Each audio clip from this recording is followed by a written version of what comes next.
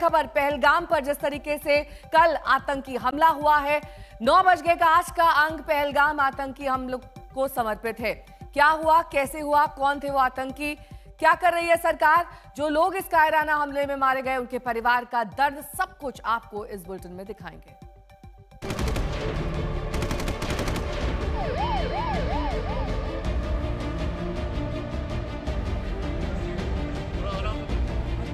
बैठो बैठो, मेरे बच्चे को अरे हम लोग फौजी हैं, कुछ नहीं करेंगे।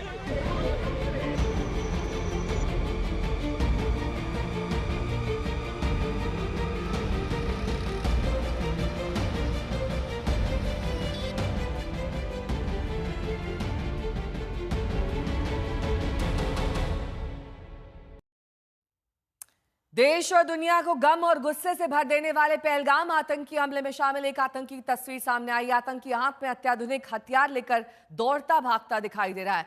तस्वीर में उसका चेहरा नहीं साफ है। फिलहाल 28 टूरिस्ट की जान लेने वाले आतंकियों में ये एकमात्र तस्वीर है। खुफिया सूत्रों से आज तक को मिली जानकारी के मुताबिक लश्कर और टीआरएफ का कमांडर सैफुल्ला कसूरी और खालिद पहलगाम हमले का मास्टरमाइंड है। खुफिया सूत्रों के मुताबिक रावलकोट के 2 लश्कर कमांडर भी इस साजिश में शामिल थे। कुल 6 आतंकियों ने स्थानीय स्लीपर सेल यानी ओवरग्राउंड वर्कर्स की मदद से इस हमले को अंजाम दिया। ये सारी जानकारी भरोसेमंद खुफिया सूत्रों से आज तक को मिली।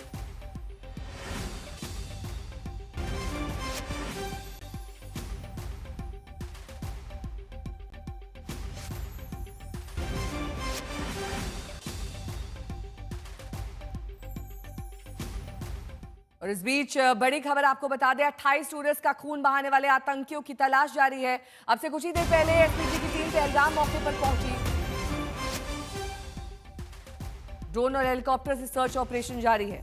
थोड़ी देर में गृह मंत्री अमित शाह मौके पर पहुंचेंगे। एनआईए की टीम श्रीनगर पहुंच चुकी है। एनआईए की टीम थोड़ी देर बाद पहलगाम पहुंचेगी।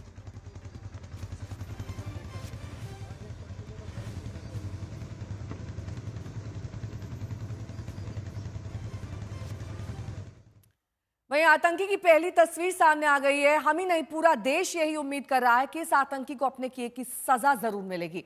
ऐसी सजा जिसे देखने के बाद कोई आतंकी भारत के खिलाफ ऐसी हिमाकत करने से पहले 100 दफा नहीं, लाख दफा सोचेगा। हम आपको ताजा जानकारी के लिए अपने संवाददाताओं के पास लिए चलेंगे, लेकिन इससे पहले आपको पुलवामा हमले के 10 अपडेट्स दिखाते हैं। तो दौरा छोड़कर जेद्दा से वापस लौट आए हैं पीएम। इसके अलावा एयरपोर्ट पर पीएम ने एनएसए और विदेश मंत्री के साथ बैठक की है।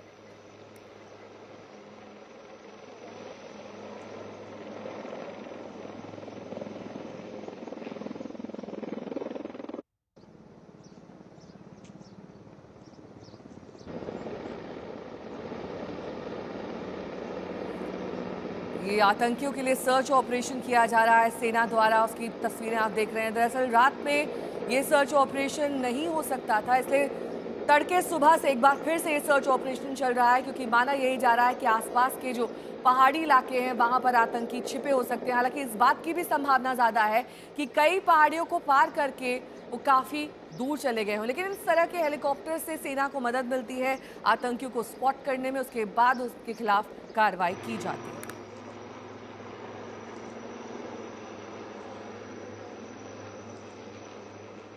और पहलगाम में जहां पर आतंकी हमला हुआ है वहां से मेरे सहयोगी मीर फरीद इस वक्त तमाम जानकारी के साथ जुड़ गए हैं।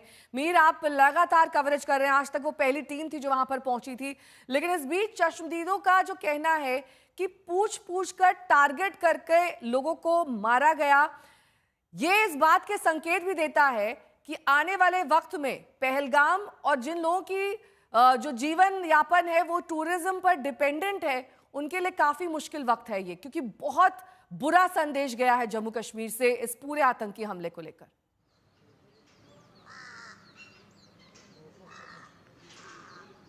जी बिल्कुल नेहा, जैसे हम कल से कह रहे हैं कि इस अटैक के बाद जो पहलगाम चहक रहा था, पूरा चौको ब्लॉक था, कोई होटल में आपको कमरा नहीं मिलता, इतने ज्यादा टूरिस्ट थे। लेकिन मुझे लगता है 3 से 4 घंटे में सब कुछ जो है खाली हो गया है। सन्नाटा है पहलगाम में, सनसनी है, जो टेंशन है आप यहाँ रह के फील कर सकते हैं। जितना खूबसूरत है, लेकिन जो खतरनाक ये घटना हुई है, इससे पूरा पहलगाम दहला हुआ है। आपकी बात बिल्कुल सही है, इससे ये कमर इससे टूट जाएगी जो पर्यटन व्यवसाय से जुड़े लोग हैं, क्योंकि काफी साल के बाद पिछले 2-3 साल से बहुत अच्छा काम वो कर रहे थे और अचानक जब पीक पे था स्प्रिंग टूरिज्म, टुलिप गार्डन में 8 लाख लोग इस साल आए थे, सारे रिकॉर्ड टूट रहे थे। तो ये जो है दिल दहलाने वाली घटना हुई है और इससे पूरा टूरिज्म सीजन डिरेल हो गया है। यहाँ आहिस्ता आहिस्ता सारे होटल खाली हो गए। रात के 3 बजे हम एक होटल के पास पहुंचे और वहां जब हम गए तो हमने जो है कमरा मांगा, तो उनसे जब बात की तो उन्होंने कहा कि कल अगर आप यहाँ आते तो यहाँ सारा कुछ सोल्ड आउट था। आज 95% कमरे जो हैं खाली हो गए हैं और बाकी लोग जो हैं सुबह का इंतजार कर रहे हैं ताकि वो सेफली यहाँ से निकले। तो आप समझ सकते हैं कितना प्रभावित इसने किया है टूरिज्म सीजन को। लेकिन यहाँ का भी आपको मैं दृश्य दिखा दूं, यही वो बैसरन वैली है जहां ये कल अटैक हुआ। इसी के जो मोबाइल वीडियोस जो बाहर आए और जब हम यहाँ से ऊपर की तरफ जब हमने चढ़ाई की तो एक बहुत दुर्गम ये रास्ता है, बीच में जो पानी के झरने हैं, बड़े बड़े बोल्डर हैं और पोनी ट्रैक है। तो ये भी एक आपको जो है इंडिकेशन बताएगी कि क्यों इस जगह को चुना गया है अटैक के लिए, क्योंकि रिस्पॉन्स रिएक्शन टाइम सुरक्षा एजेंसीज का काफी ज्यादा होता है। तो उन्होंने बड़े आराम से अटैक किया है। तकरीबन 5 से 10 मिनट वो करने के बाद 200-250 गोलियां ऑटोमेटिक राइफल से चलाने के बाद वो पीछे वाला जो जंगल का इलाका है वहां से भाग गए हैं। अभी सेना जो भी रिसोर्सेज हैं सब झोंक दी हैं। सेना, पुलिस, एरियल सर्वेलेंस, यूएवीज, आप नाम लें, इस ऑपरेशन में झोंक दिया है। कोशिश है कि पूरे जंगल और इनको भागने का मौका ना दिया जाए। एस्केप प्लान भी होगा इनके पास, क्योंकि पूरी रेकी करके ये अटैक हुआ है। तो साफ तौर पे अटैक करने के बाद जो प्लान उन्होंने सूझा था, जो सोचा था, वहीं से उन्हीं रूट से जो है भागे हैं। 5 से 6 हो सकते हैं। कुछ लोग आर्मी फटीग में थे। फैल्कन स्क्वाड है टीआरएफ का और जिसको आप कहेंगे आर्म टू द टीथ, यानी कि बहुत जबरदस्त उनके पास हथियार थे और उसके साथ साथ गोला बारूद भी था। इस इलाके की बात करें तो बिल्कुल नेचुरल है सब कुछ, यहाँ कोई कंस्ट्रक्शन नहीं है। कुछ यहाँ पे जो छोटे छोटे आप इनको टेम्परेरी टेंट्स कहेंगे, वहां पे कुर्सियां हैं।